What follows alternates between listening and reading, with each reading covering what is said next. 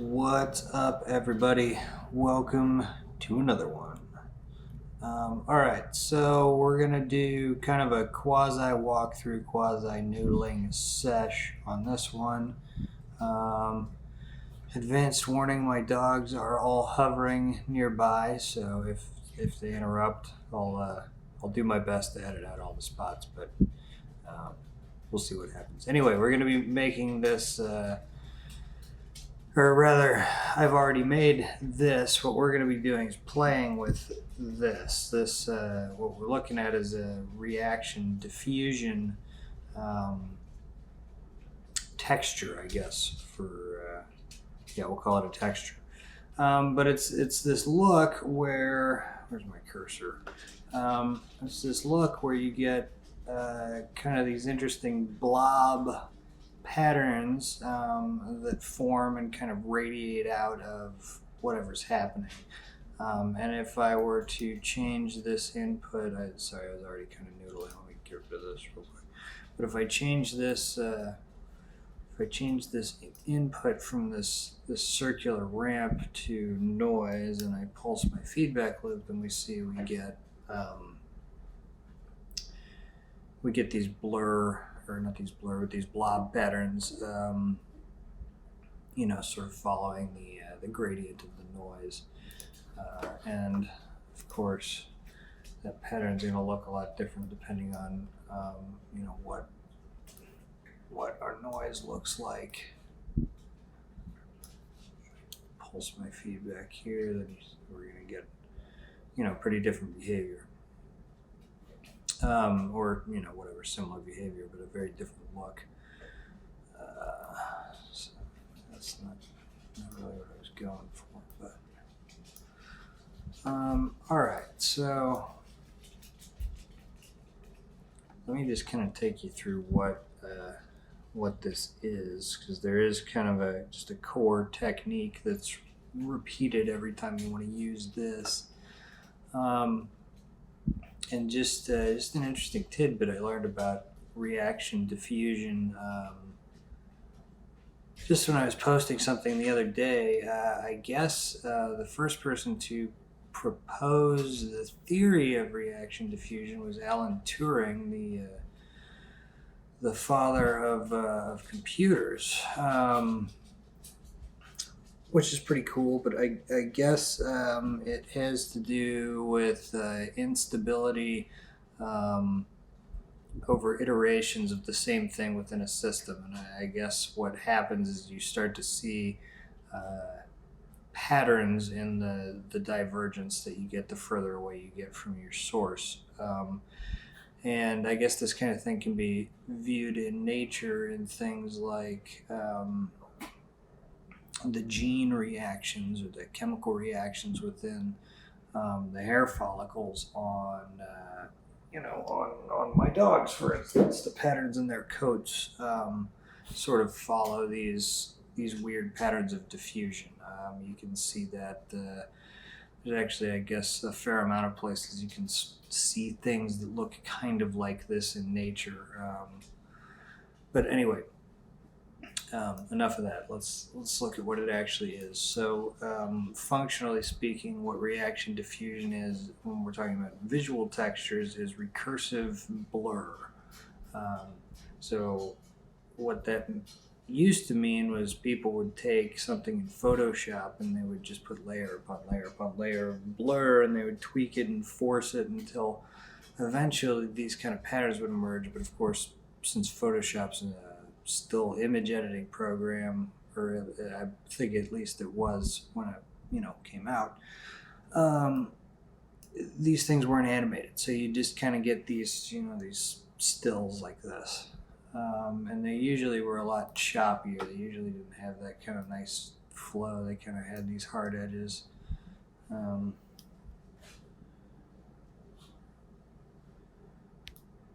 This kind of thing, like. See how there's some like kind of gnarly pixel artifacts along the edges of these, and the more I increase that blur, the more that goes away. But as you can see, the patterns also change. So anyway, pretty interesting stuff. But yeah, what reaction diffusion is, functionally speaking, is it's this blur set into a feedback loop. We can animate it because we have the capability of creating these feedback loops in Touchdesigner. So let's look at what it's comprised of. So what the technique is for actually making these. So input is kind of arbitrary. It can be almost anything. You just got to kind of think about what's going to, create some cool behavior with this.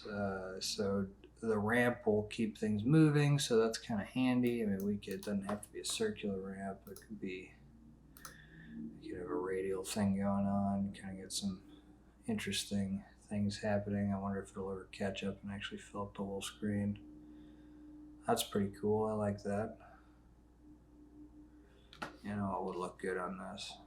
I don't need all that color. What if I just put an edge on it? Not a hard enough edge, apparently. Let's do that. Pulse our feedback.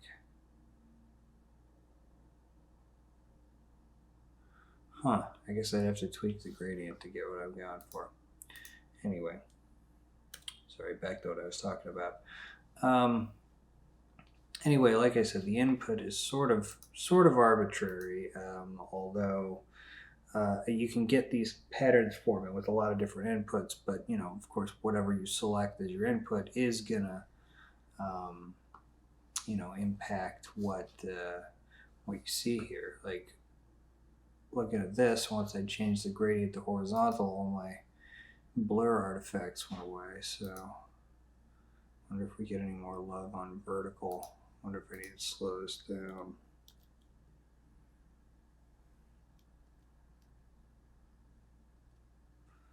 No. But change it back to, I think I need a hard edge. I wonder if that's what it is. Yeah, there's no hard edge. But if I move this back here, there we go. I wonder if I pulse that.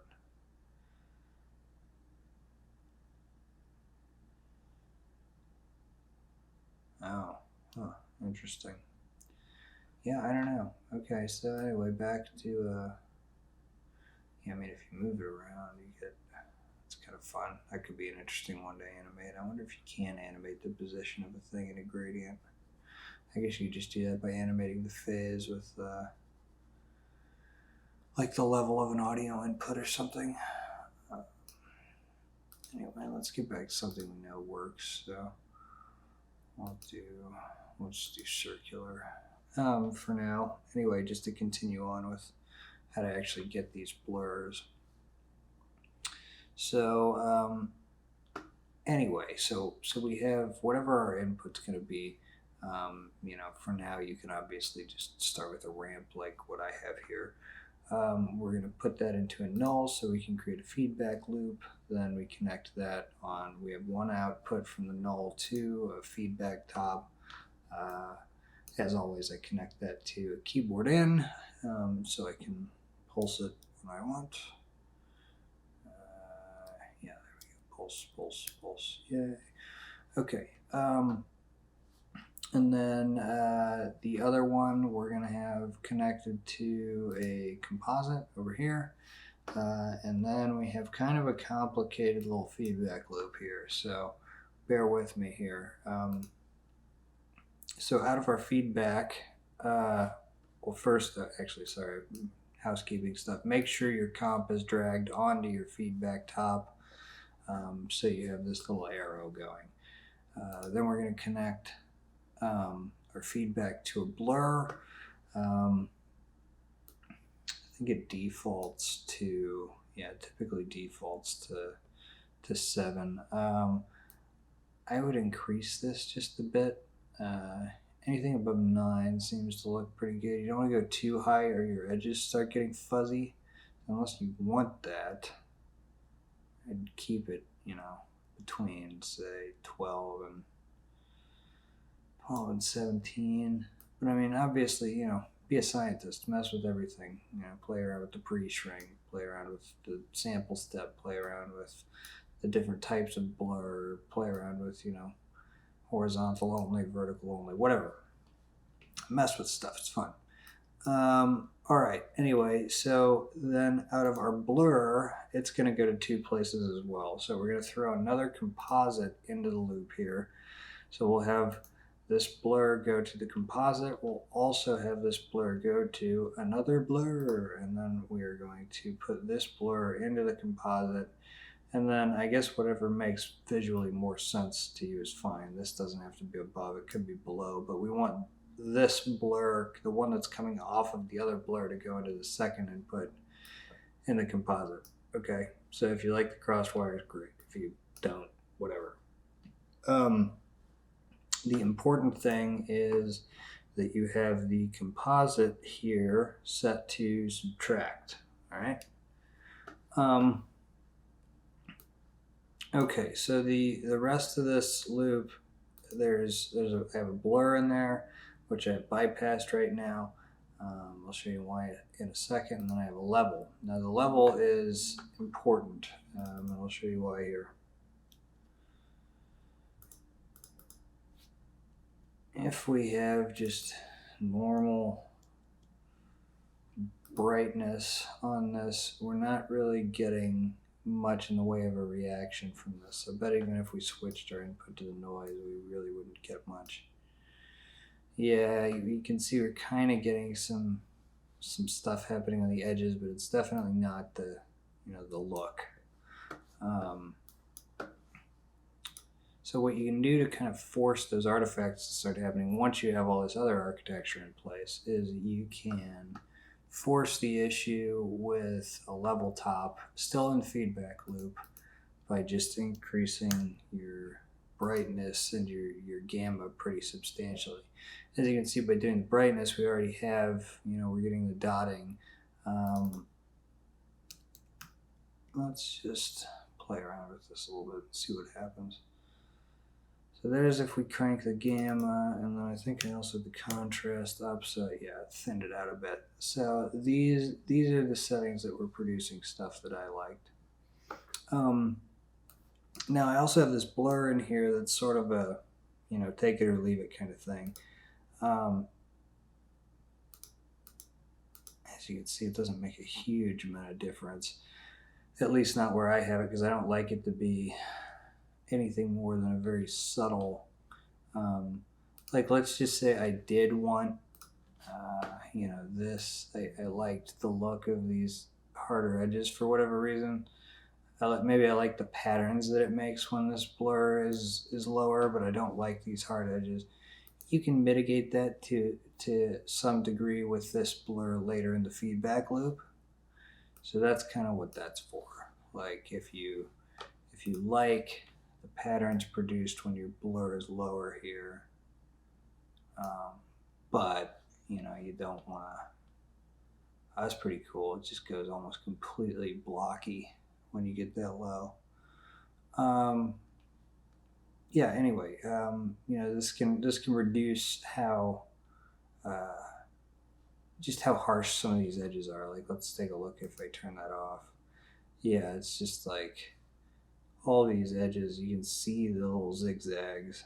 But you turn that on, you've got, it's a bit nicer. And if we up that a bit, it since it's in the feedback loop still, it doesn't just blur once, it blurs, over and over again. So the effects of just, one up or one down are pretty significant. We can push this to the extreme, see what happens here.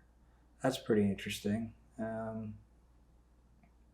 yeah, kind of the classic reaction diffusion look. Look at that. It's beautiful. It's like watching. To me, seeing patterns like this form in generative art, it's kind of like watching evolution or the growth of a coral reef, or the development, the evolution of the human brain from single cell to whatever. I don't know. It's like watching these patterns emerge. I love it. Not to get not to get too personal or anything. It's like but the part of the reason I do this stuff is because it has that kind of I don't know, that same impact when you see something really beautiful in nature. Doing this, messing with these systems, it has that same kind of impact on me, and it helps with the anxiety of just being alive. You know, I don't think I'm special or anything in terms of having anxiety. I think we all deal with just the confused state of everyday existence. Nobody's exempt from that. But anyway, yeah, seeing stuff like this and being able to create this stuff, or kind of guide these systems and get these outcomes, it's just, I don't know, I find it extremely compelling. So, and I guess obviously if you're taking the time to watch me noodle around with this stuff, you probably are pretty into it too. So, preaching to the choir, I guess. Anywho, so yeah, so there you go. So that is our loop. The actually the final piece here.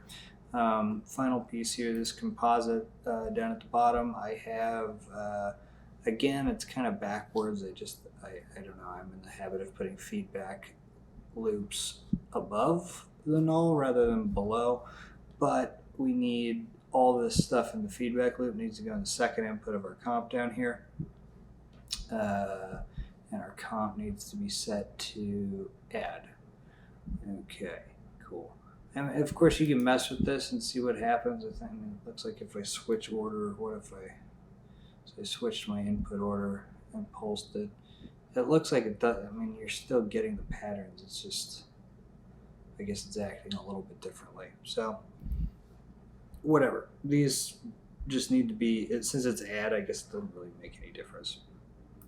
So just have a composite here and then have both of these, whatever. Actually, I'm just going to switch these now. I think it's fine. Yeah, it's fine.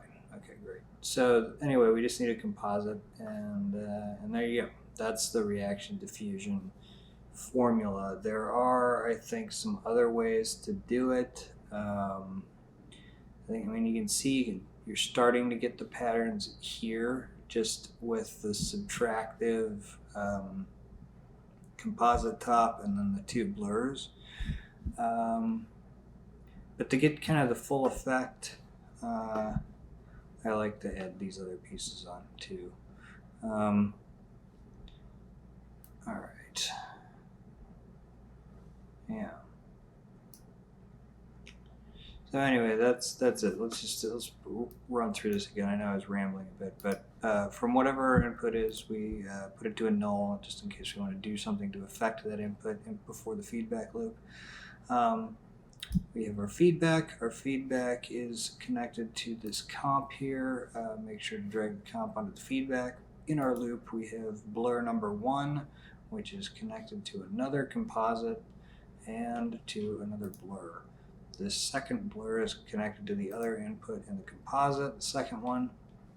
And the composite is set to subtract. The level is the only other thing you actually need to make this start working.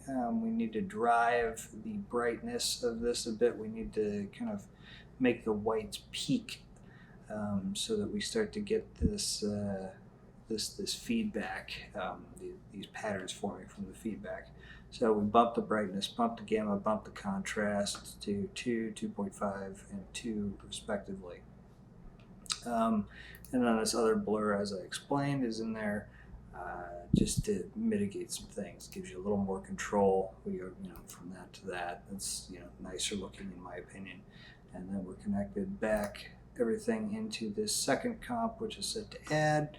And of course our null down here is the second input. All right, so that's reaction diffusion. I have the whole thing banged out to a null. That's my background. That's what we're looking at. Housekeeping stuff. My ramp here. I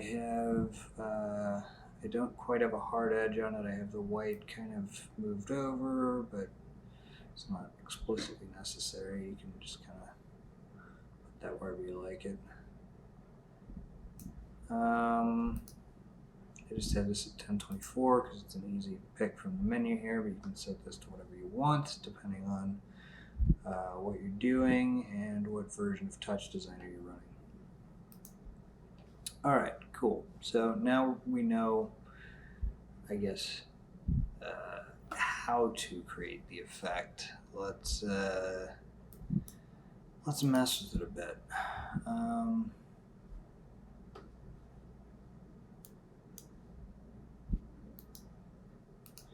So one thing I kind of thought to do right before I started recording this was displace my ramp here using a noise.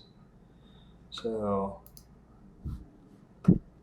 whether the noise is moving or not is sort of, at your discretion. It's still probably pretty cool, even if it's just still. Yeah, it is. Because our ramp's moving, so it's not, the patterns aren't going to stop. It's just going to keep evolving.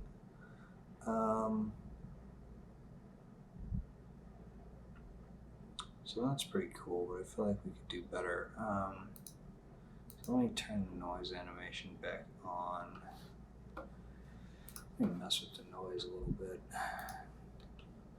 In case anyone missed that, I'm just using the standard Python command to animate anything based on time. I just have abs, capital T, time.seconds times 0.2. So that is the absolute time in the unit seconds since the project started, I believe. And then I'm multiplying that value times 0.2 to make it go a little slower, and that's animating the z-axis of our noise. Since we have 3D noise, the z-axis is what makes it just scroll through here. Since I've prefaced all this stuff by saying it's, intermediate, I'm guessing that's probably redundant for most of you, but worth mentioning. Right, anyway, so let's mess with this a little bit. Okay, I want my exponent lower.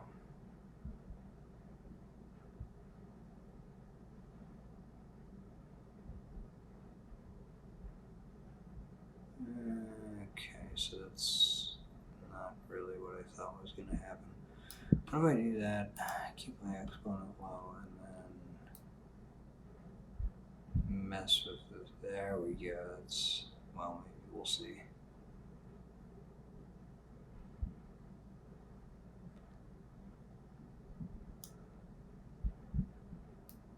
Alright, how far can I pull the displace weight before it gets weird?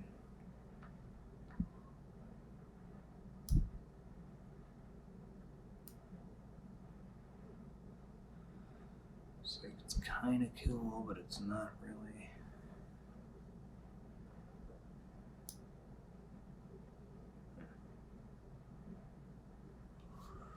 Yeah, sort of boring. Okay, well, let's crank that back up a bit.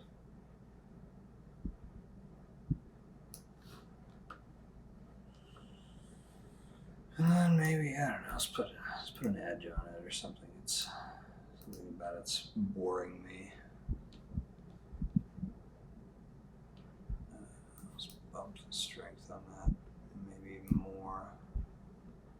Run that up by 10s, and it should start producing some weird artifacts at some point. It looks like it made my background transparent, which was not what I was going for. Hang on, let me throw an RGB key in there so we have black in the background. Alright, so something, I think probably edge. Yeah, so edge made that start to look really rough.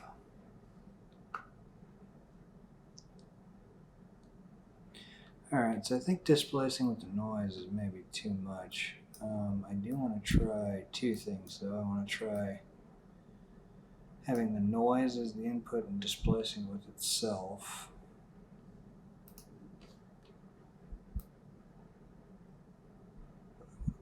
out down a good bit.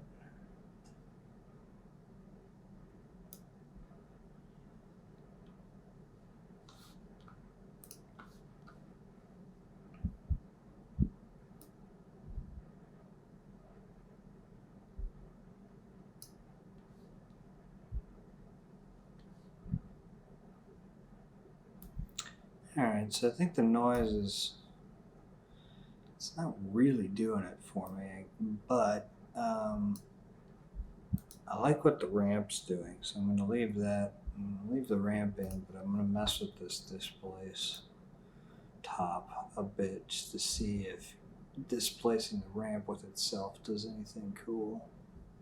So I'm just going to kind of gently nudge my displace values. So that's interesting. There's like a sort of a directionality to this stuff happening if I keep going. It gets more severe. Things kind of going towards corners.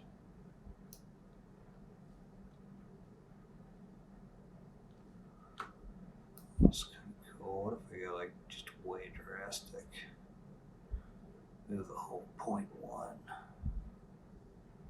Can I even do that? Is it allowed?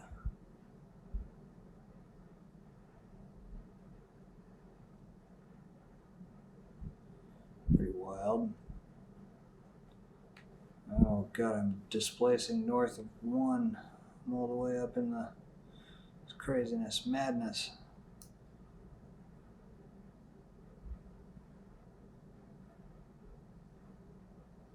Pretty cool. I do like how it kind of goes all to white and erases everything periodically. Alright, well, let's bring that back down to something a bit more manageable. Let's pulse our feedback. Alright, so there's some kind of cool like back and forth behavior happening because of the displace. So, you know, whatever, it could go either way. Here's without. There's with. So, kind of cool. What if we put the hedge on that?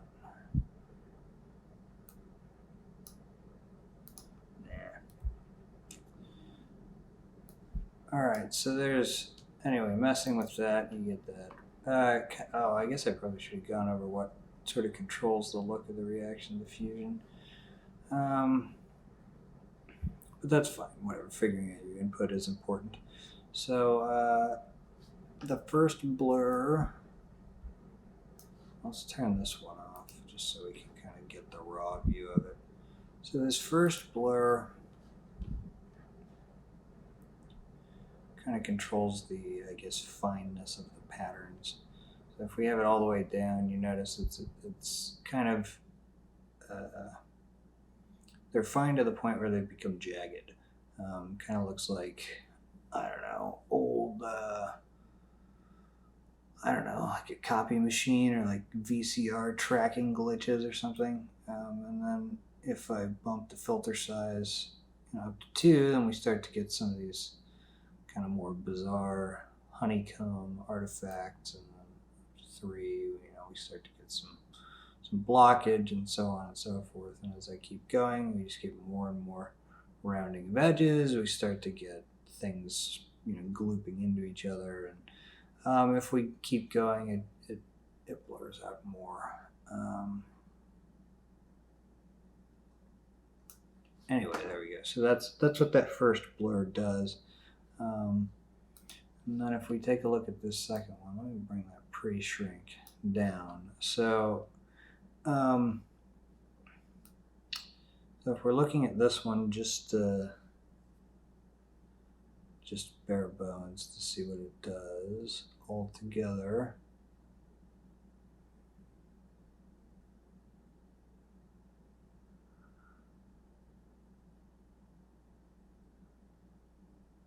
I thought I had a specific way of describing what it does, but I'm not sure I actually do.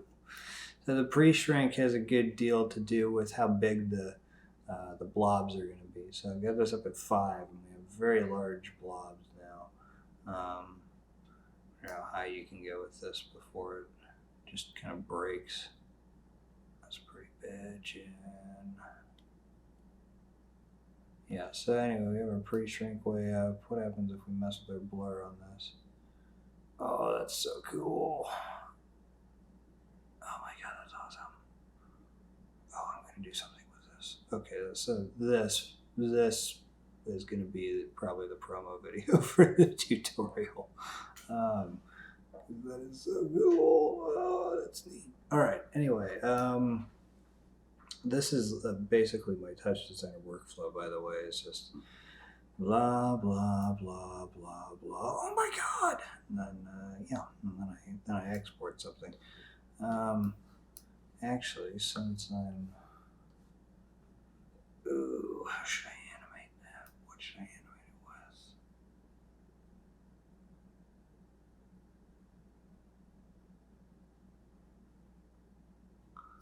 Maybe just a timeline thing? The polyhop timeline thing? If you've watched, if this is your first tutorial of mine,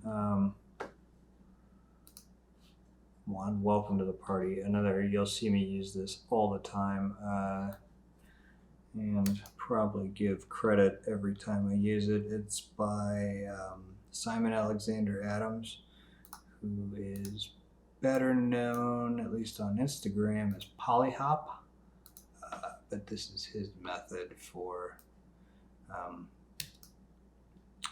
getting nice smooth curves based on how long your entire animation is, so you can create looping stuff. Side note, you can never really create a perfect loop when feedback's involved, since it's generative and slightly different every time it's run and is being, well, generated in real time. It's never exactly going to loop, but we can still use this method to get some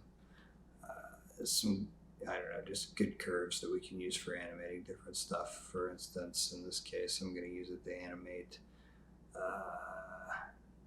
this secondary blur, whatever I was giggling about a minute ago. I'm going to animate that and then export it.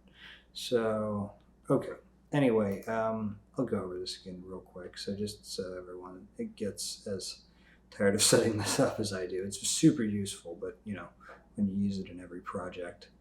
All right, so we need a timeline chop. We need to turn range end on. We need to connect it to a math. We need to combine the channels and select divide, and then we need to put that into the first input in a lookup chop. All right. Since I do this all the time, I'm not going to really explain why this works, but I think if you haven't seen this and you see that's the wrong. I think you'll just see why these are useful if you've never seen them before. Anyway, what I'm doing now is I need to take two patterns, a sine wave and a cosine wave. We can just leave all the settings default. I just need sine and cosine, and then I need to put those into a merge, so we get a channel 1, channel 2 situation here. And then I'm going to put that into the second input of the lookup. And then, for some reason that someone who knows this program better than I do could explain, we get these lovely curves. I guess it takes, I don't know exactly what it's doing. This takes the length of our timeline and divides it by the how far out it goes, so how long it is. So each frame divided by the total number of frames gives us this nice ratio. So it normalizes it to 1, and then I don't know, something about that drives through these different waves, and then we get these nice kind of LFO behaviors. But if you're using a camera animation or something, you can use these opposing. Notice that this one is slowing down as this one is peaking, meaning it's speeding up, it's accelerating in its curves, since these curves are exponential. They slow down towards the peak and they speed up along here, so it's like slow down, speed up. So that, you don't always necessarily want that. So if you have one wave that's doing it out of phase from another, what you can do is you can drive circular motion. These two LFOs combined, if you put them like on the X and Y value of a particle, for instance, it's just going to move in a circle about your origin. So anyway, kind of boring but highly useful stuff. I don't think we're going to be doing anything circular here. I think I'm just using it for the blur, but whatever. We're still riffing, so it may come in handy. This was the one, right? So I'm leaving pre-shrink way up on 8, and then I'm 32 down to, I don't know, what are we doing here? Are we going all the way? Oh, that's gnarly. Yeah, let's go 8 all the way to, if we go higher, let's just check. Does it stay interesting, or does it get, just sort of gets total blobby? I don't hate it though. Let's go to 60. So, okay, so let's actually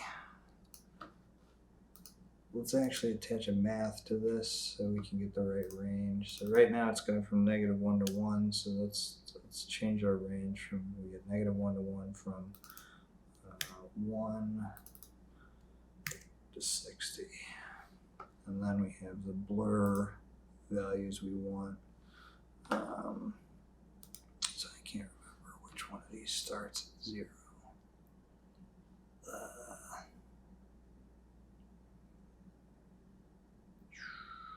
So that means this one's going to be like 30. So I don't know. Shit. Let's try channel 1. I'm just looking at where they start when the animation starts, what value they're at. So I got 30 and 60. 30 is probably a better place to start. I'm just guessing here. I could be completely off. But so, okay, so I'm going to take channel 1. And I'm going to drag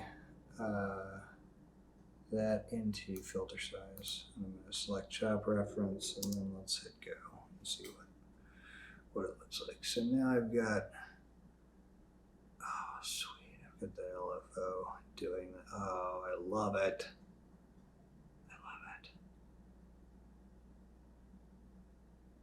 Okay, cool. All right, so it's pretty cool. For the sake of exporting this to Instagram, I think I'm gonna up my frame count to 1800 here. Makes this a 30-second loop, so that's all gonna go way slower, which might ruin it, but let's see. It's still pretty cool.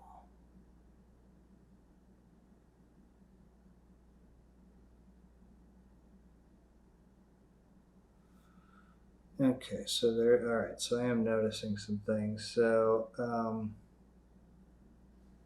what is this one at? So it gets a little jagged.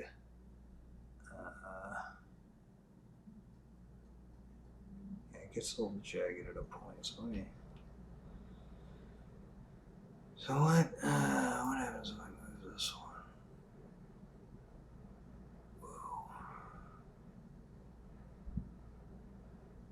Very strange. So what values do we like for this? It's kind of lava lampy up here. That's cool.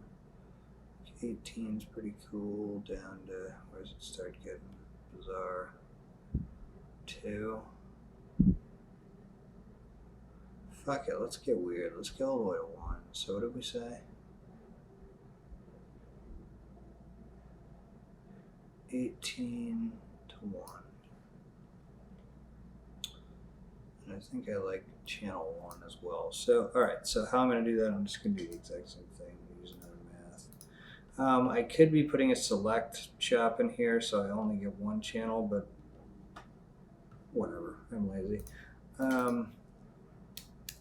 I don't think it's hurting anything in terms of frame rate or anything else for that matter by doing it this way, so whatever, save a step.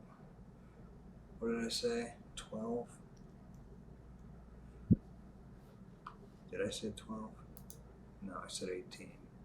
Guys, you gotta tell me. Alright, there we go. Okay, let's turn that on. Let's grab channel 1. Let's take that over here to the first blur. Filter size, job reference. Okay, let's watch the magic.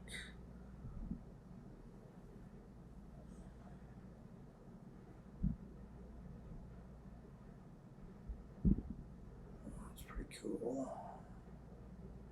Let's start shrinking again. Yes. Yes, it does.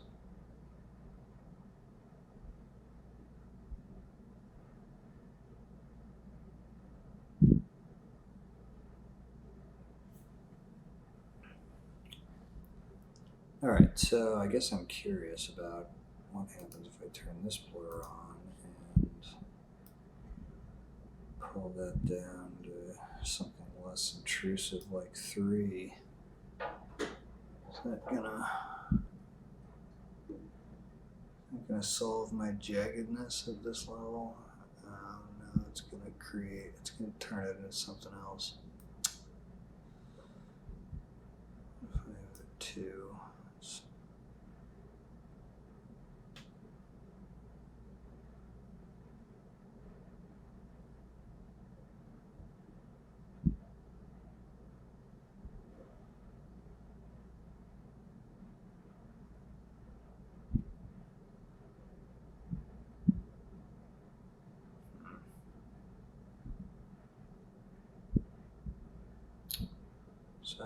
so yeah, I don't like it. I don't like what it's doing. So maybe I just need to limit my range on this to not actually go all the way down to 1. I mean, it is kind of cool. It's just, it looks, it's past 3. It looks like it's, everything kind of goes haywire.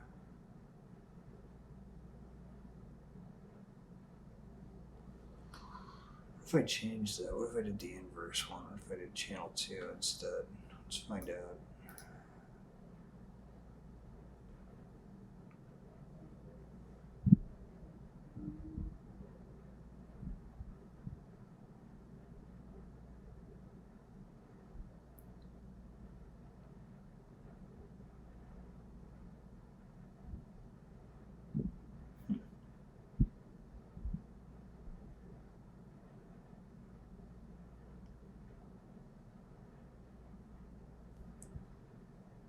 Okay. I mean, again, same as before. Like, I don't hate it. I think, I do think I was right, though. I think I'm going to have to limit the range. Alright, so I'm putting that back on channel 1. And then I'm going to my math here, and then I'm going to change that. That doesn't need to go all the way to 1. I'm going to change that to the lowest because it's 4. Let's see how that looks.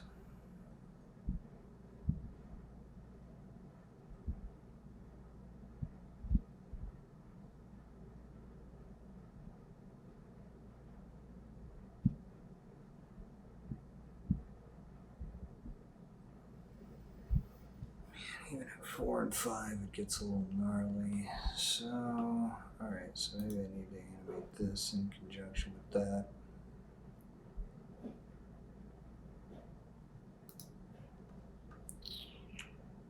So, let's see. Alright, so bear with me. I know this is a lot of just pausing and looking at this, but okay, so when it gets there, if I up this to, what, 8? 1 to 6, 1 to 8. I don't know. Let's find out. So I'm going to try to animate that blur so we can get those fine patterns. I mean, it's going to do something to it. I don't know. We'll see. 1, 2, 8. All right. Okay, so then channel 1 is what's doing everything, so we're going to keep it channel 1, so it's coordinated. We're going to go to that. Okay. Or does it need to be the inverse? It need to be the inverse. Yeah, the patterns are getting finer, and so is the blur. That is the opposite of what we need. All right. So let's do 2. That should be right. Should be the inverse. Perhaps you're seeing the utility of having this setup.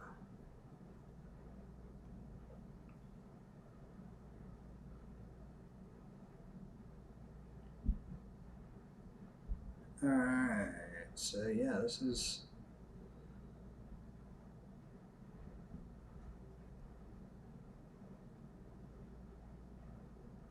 It's not.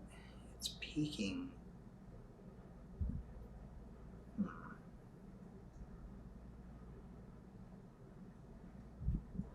It isn't peaking in the right spot. I mean, that part's right. I don't want any blur there. But I do want.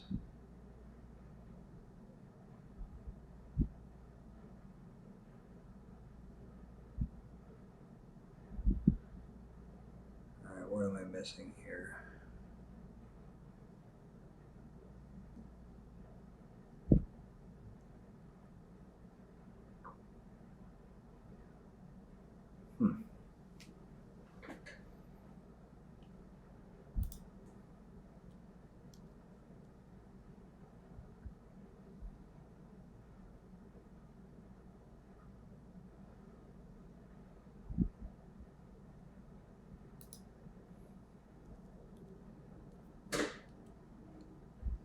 If anyone can think of the solution I'm trying to think of now, text it to. Alright, what the hell? It should be out of phase with it, but it's out of phase in the wrong spot. Like that needs to be. It's just starting to move back up when I want it to be done.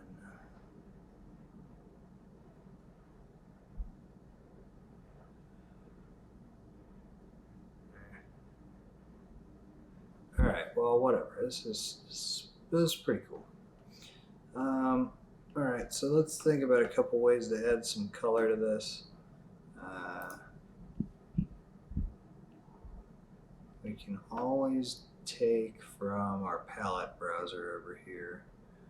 I always love throwing some RGB delay into the mix because it's a cool way to just sort of generatively color black and white stuff, and throwing it in different places in the network is also a good way to experiment. You can get pretty wildly different results depending on where you put it. So this is like a little too much for me. So let's take that and let's try putting it after the feedback loop and see what that looks like.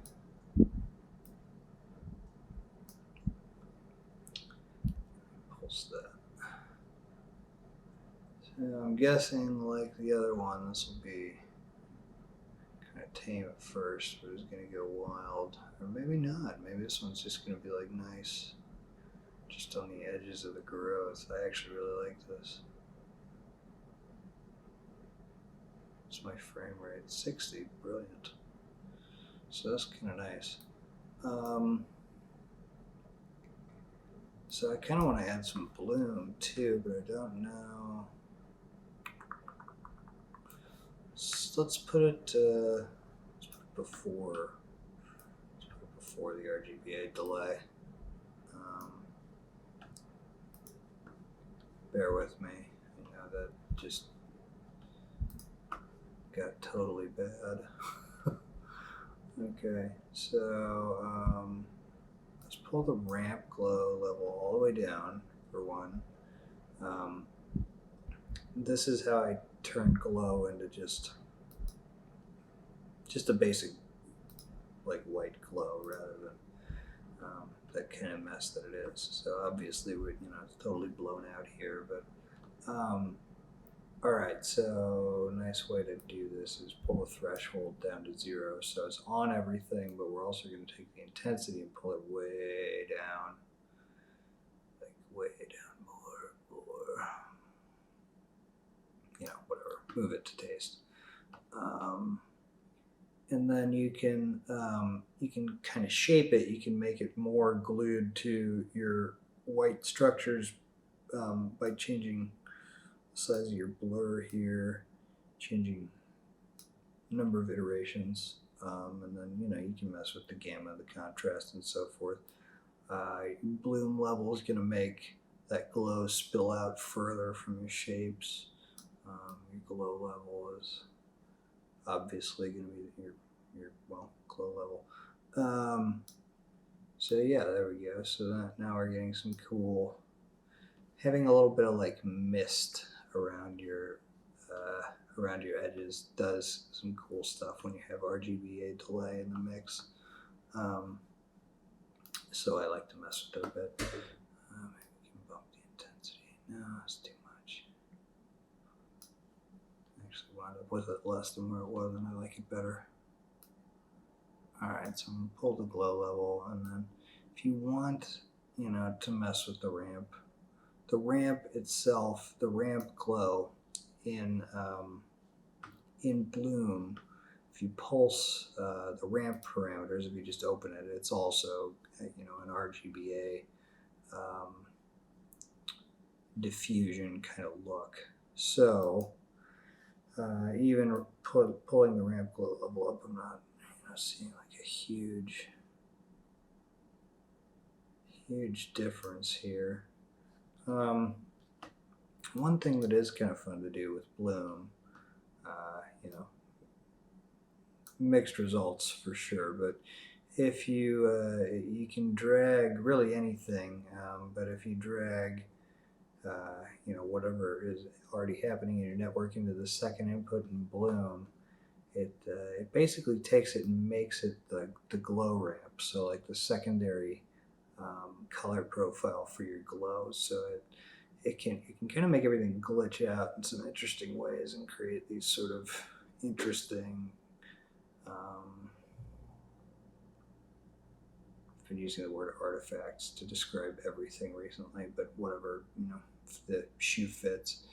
So you kind of see how like in the pockets of black, there's just some interesting things happening with the way the color moves through the darker patches of our texture now based on that. So that's kind of cool. That actually works pretty well with this. If I bump that up, you can kind of see the extremes of it. Yeah, so interesting.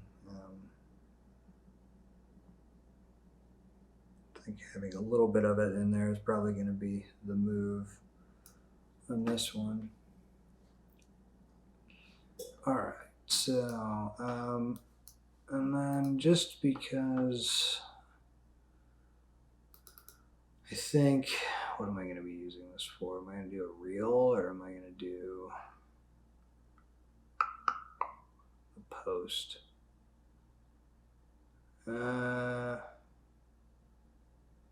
Screw it, let's do reel height. So that's 1080 wide by 1920 tall, or if you don't have the pro version, 720 by 1280 is reels dimensions. And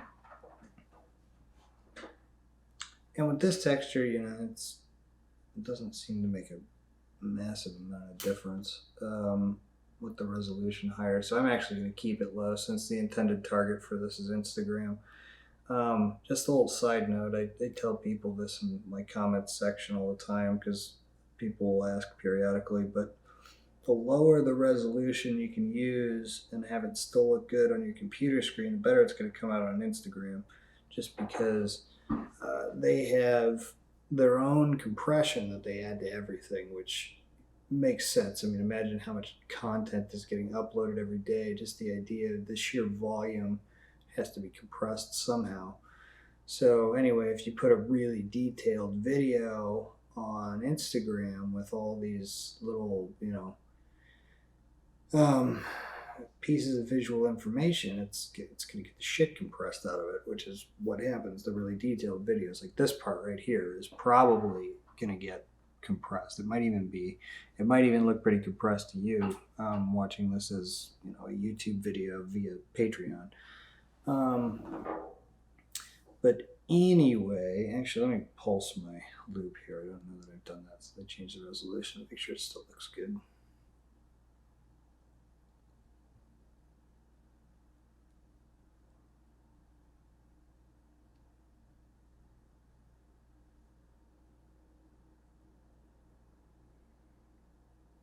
Yeah, it's still pretty cool. All right, what is this? This is my posts resolution, by the way, 1024 by 1280, which you can still get with the free version of Touchdesigner. I like having a little more room to play with on the width. So, I mean, things to play with, things to think about in terms of what you could do with this. Like running just old black and white video through this feedback loop can create some pretty interesting results. Obviously, you can put whatever you want into this thing and watch different things happen based on that. You don't have to follow this at all. You could what else could we put in here? I could throw in a movie just so we have another example. See if this is totally arbitrary, so who knows if this will actually work. And I hate it in tutorials when they do. They just use the default videos from Touchdesigner. Do I have anything more interesting? Ooh, new folder with items. That's exciting. Movies. Well, these are all Touchdesigner movies.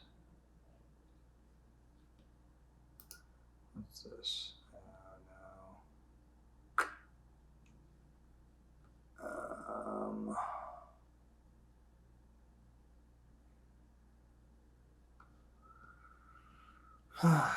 Well,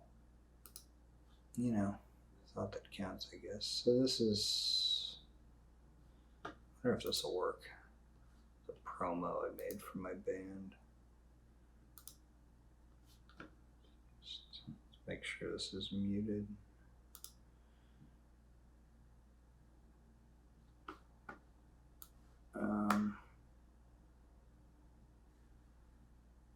Yeah, let's just see what happens.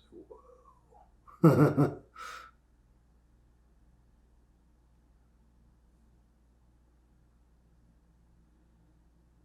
Yeah, so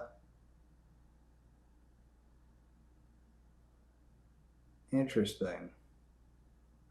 You can't tell what the input video is at all, but I guess just goes to show. I don't know what it goes to show. Anyway, this is what it looks like when you throw just a random colored video into this with everything else left the same. So just put that back. There we go. Pulse that. Get rid of those. So anyway, there's things to think about. It. You could also, since this doesn't appear to be putting my computer through its paces at all. Granted, I got a pretty nice machine, but it's running at 60. It's no trouble. So I mean, hypothetically, you could take any kind of 3D system that you wanted to make, any kind of particle system, any kind of instancing system, any kind of just plain old basic geometry, and you could have this entire feedback loop exist as a post-render effect. Yeah, so I mean, I guess that's about it. I had a thought, and I don't know what this is going to look like or really where to throw this in the feedback loop, but I kind of wanted to see what would happen if I put a limit top in here, and I went to quantize, and I did quantize position, I did ceiling, and I did this. Okay, yeah, so that doesn't really work, does it? What happens if I...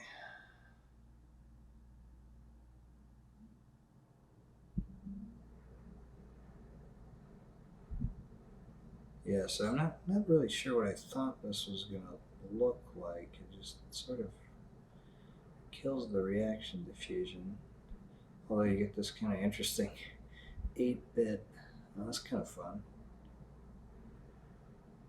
That's kind of fun. But, yeah, whatever.